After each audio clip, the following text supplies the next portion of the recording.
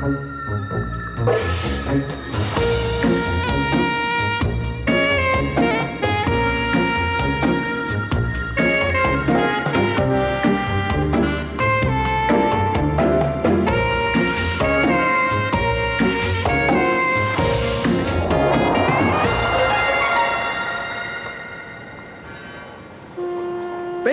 a city built with plenty of electricity in mind. Now, the ravages of war have left it in short supply. Most of Beirut only gets 6 hours of electricity a day. 6 hours on, 6 off. And some get none at all.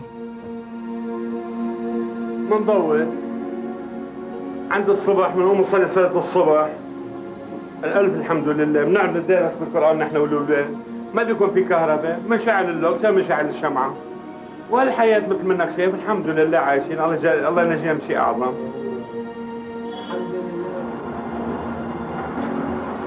If you were against nuclear power, the threat of living without a continuous supply of electricity might change your mind. Surprisingly, this is a problem that faced the people of France.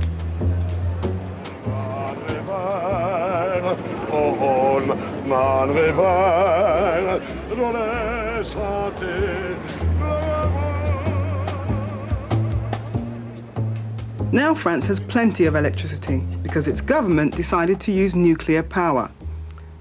Je crois que la politique nucléaire française est facile à résumer, à expliquer, dès que l'on sait que la France n'a pratiquement pas de source d'énergie sur son propre sol. En 1973, au moment du premier choc pétrolier, la France était dépendante pour plus de 75% des approvisionnements venant de l'étranger. À partir du moment où le coût du pétrole augmentait très considérablement, il a fallu que la France trouve une source d'énergie qui soit plus indépendante et qu'elle puisse contrôler. Et la seule source d'énergie qu'elle puisse avoir, c'est de l'uranium, car il y en a sur son territoire.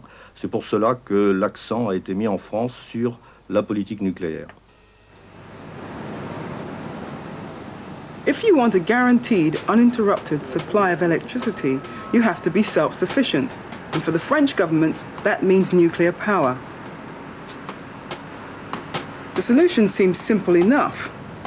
But is this the only answer to an independent power supply?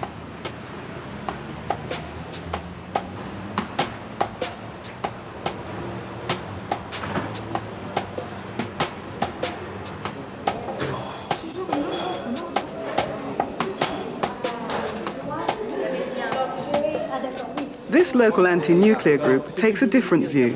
Une réponse de la France, c'est toujours le tout quelque chose. Ça a été le tout charbon, après le tout pétrole. C'est une énergie, enfin c'est toujours une seule solution. Maintenant, c'est le tout nucléaire.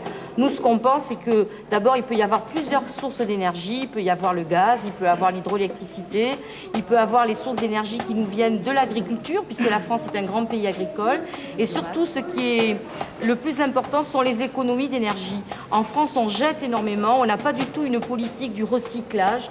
Et on pense que si on recyclait tout ce qu'on recycle ailleurs déjà, hein, le verre, le papier, les métaux, etc., on économiserait énormément. Et ça a été chiffré. 50% de l'énergie pourrait être économisée. Donc on n'aurait pas besoin du nucléaire. Et si on utilisait, si on avait la politique comme en Allemagne ou la cogénération comme dans les pays, disons, de l'Europe du Nord, peut-être que ce serait aussi une solution au niveau de l'économie d'énergie. Mais en France, il n'y a absolument rien à ce niveau-là.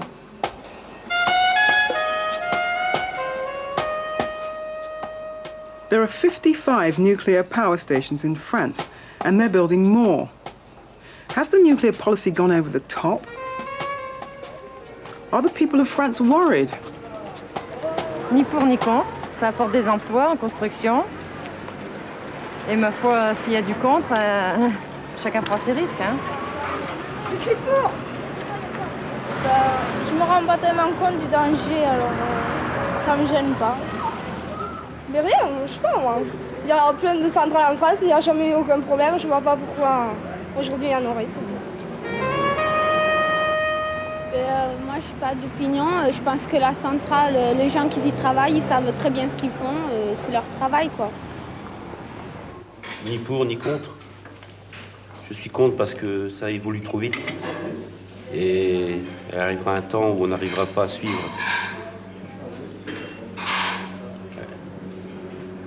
Et je suis pour parce que c'est une énergie nouvelle qui va être bientôt remplacée de toute façon. Mais il y a trop de centrales nucléaires, ça va trop vite. Bah, personnellement, moi j'ai pas confiance, parce que l'homme il fait toujours des bêtises.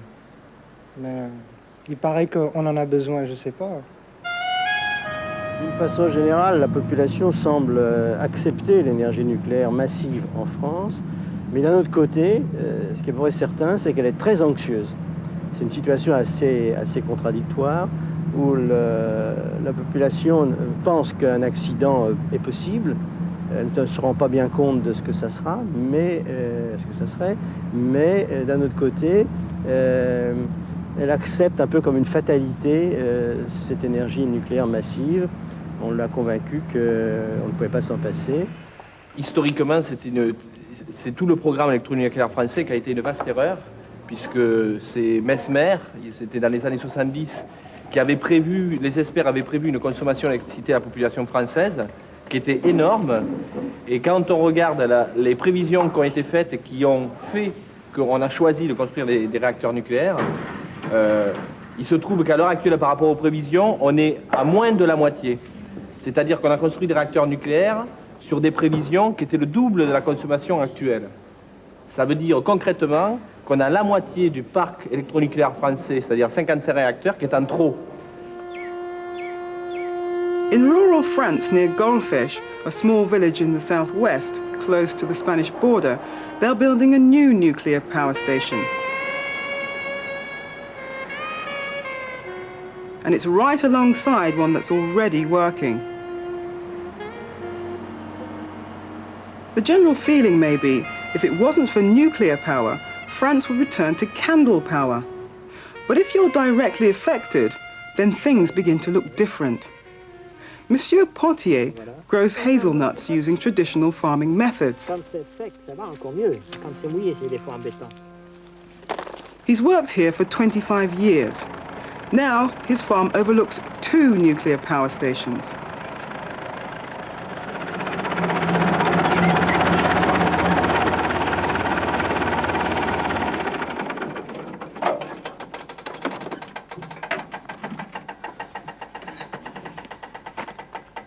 Eh bien oui, voilà, je suis dans un pays là tout près de Golfech, je suis fermier.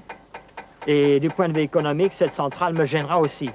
Parce que je fais de la culture biologique, donc sans produits chimiques. J'ai une clientèle toute particulière. Et ces clients me disent, eh bien maintenant, quand la centrale marche, nous, on vous achètera plus de produits. Alors moi, ça me gêne beaucoup. Ça me gêne beaucoup.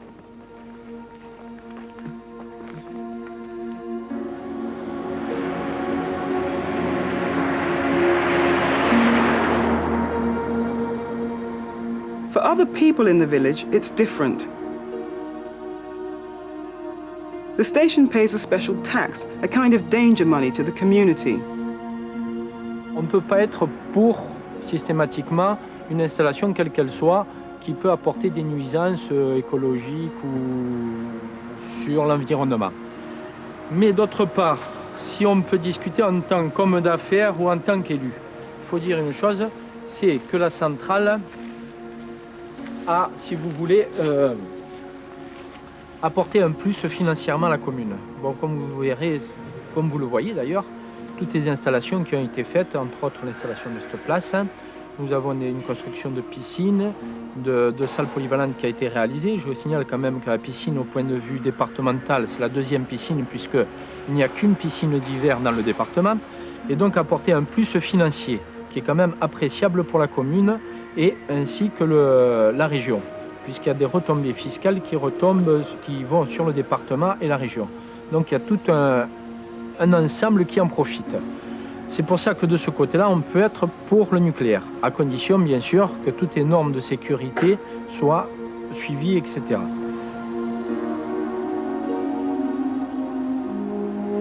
So what would happen if there were a nuclear accident?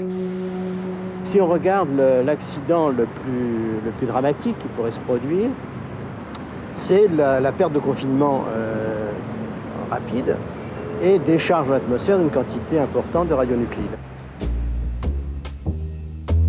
The official plan is to evacuate people who live within 5 kilometers of the power station. For Goldfish, that means about 10,000 inhabitants. Then, isolate an area of 10 kilometers, affecting 20,000 people. If there were another accident, like Chernobyl in Russia, then a 30-kilometer area, about 200,000 people, would have to be evacuated. And pessimists can easily predict a worse accident than this. And that's only one power station. There are 55 of these reactors in France at the moment, with more planned. And they're by no means all in the center of France. So if the other members of Europe object to these stations on their borders, what would happen then? Je crois que la France a un programme nucléaire qui lui est indispensable, comme je l'ai déjà dit. Si les autres pays européens contestaient ce programme, il me paraît difficile pour eux d'interdire à la France de continuer ce qui lui est nécessaire. Les pays européens, les autres pays européens ont leur politique sur leur territoire. La France est souveraine sur son territoire et je pense qu'il me paraît difficile pour les autres pays de lui interdire de continuer dans l'énergie nucléaire, d'autant plus qu'elle n'a pas d'autre solution, elle n'a pas de charbon et de pétrole. Donc je crois que la France continuera le nucléaire, et je pense aussi que les autres pays européens viendront au nucléaire aussi quand ils se seront rendus compte des inconvénients des autres sources d'énergie. Beaucoup de centrales sont très proches d'autres pays d'Europe. Donc, en cas d'accident grave dans ces centrales, les autres pays, les pays concernés, les pays qui sont voisins, seraient évidemment concernés. Par exemple, pour l'Angleterre, la centrale de Gravelines, avec ses 6 réacteurs, serait directement concernée au même titre que la France. S'il y avait un accident majeur, il ne pourrait en aucun cas se traduire par des choses graves, des morts et une catastrophe qui puissent réellement inquiéter les autres pays européens. Je crois donc qu'il ne faut pas penser que le fait que la France fasse du nucléaire fait courir un risque au reste de l'Europe. Si la France faisait à la place du nucléaire du charbon ou du pétrole, ce sont des quantités considérables de gaz qu'elle mettrait dans l'atmosphère, et je crois qu'actuellement, la Commission de Bruxelles, en particulier, commence à poser le problème de la réduction des émissions de gaz dans l'atmosphère, et que de ce point de vue-là, la France donne au contraire l'exemple, en ayant déjà réduit considérablement sa production de gaz dans l'atmosphère. En France, grâce à l'avantage de l'énergie nucléaire, l'électricité coûte en moyenne 20% moins cher que dans les autres pays d'Europe. En France, dans le prix du coût du kilowattheure, on ne prend pas en compte le démantèlement des centrales, gestion des déchets, le coût des assurances et du risque nucléaire, puisque en France, c'est l'État qui prend en charge les risques, disons, d'accidents au niveau des centrales. Donc on peut dire que l'électricité, si le consommateur en lui-même ne la paye peut-être pas trop cher, c'est l'État et donc tous les contribuables qui la payent. Et plus la dette d'EDF qui s'élève. Donc ça, c'est un surcoût aussi au niveau du coût de l'électricité. Et ça n'est pas pris en compte dans le coût du kilowatt.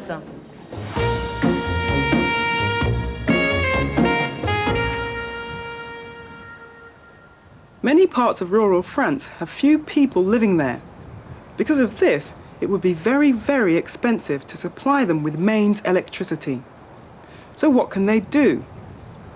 Although France has little coal, oil or gas, it does have lots of wind, water and sun. And each of these can be harnessed to produce electricity. Since Michel Nicole designed and built his own solar and wind power system, he's been completely independent of the need for mains electricity. His system works all year around and powers both his domestic and work appliances.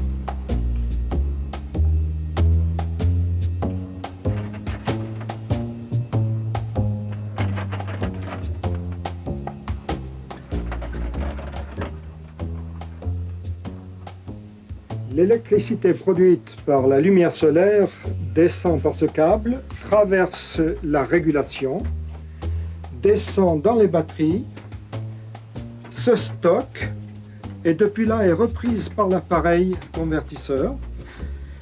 Nous avons un stock qui permet de passer 15 jours sans soleil et sans vent. Il y a suffisamment. Il y a 950 ampères-heure à utiliser pendant 10 heures. Ça, c'est un stock énorme. Et la durée de vie des batteries est de 8 ans. Perhaps this kind of system could help lower the consumption of ordinary mains electricity. But can it work elsewhere? C'est une possibilité pour toute la France, avec une plus grande facilité dans le sud à cause de l'ensoleillement, mais le nord et les pays nordiques peuvent en profiter aussi, et particulièrement l'Angleterre.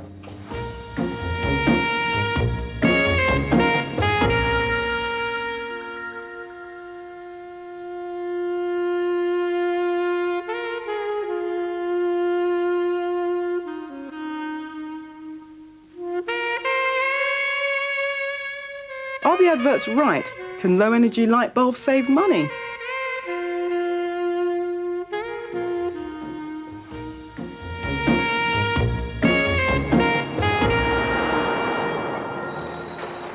Light, heat and essential services.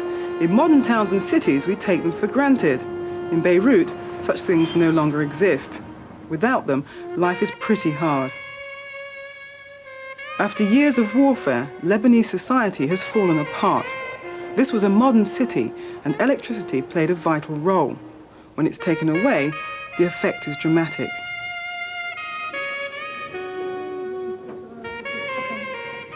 Hospitals suffer badly, and to keep services going, the Lebanese have to be able to make their own electricity. We run on generators 18 hours per day, and when the electricity cuts off, usually this machine stops for 10 seconds until the generators will turn again. Medical machines obviously need electricity, but almost every part of life is affected without it. The lack of electricity causes spoiling of food because of lack of fridges. Also, the lack of potable water causes also problems in diarrhea, gastroenteritis, and vomiting. Even getting clean sheets can be difficult. We have a machinery problem also. This is related to the electricity. When it comes on and off, the machines, they usually start losing their functions. Sometimes we face problem and we move all the linen to another hospital so that we will not stop the function of the hospital. Blocks of offices and flats used to have lifts. Now, people are often trapped at the top. With no official supply of electricity, a host of new private power companies has sprung up, using small and large portable generators. Of course, the service costs money. The money will be for the fuel and for the handwork, because we have 2 or 3 workers here. They work all the time. We give each house 10 amps for about $40 or $50 monthly. And what would happen if the authorities stopped these generators? What will happen? There will be no electricity.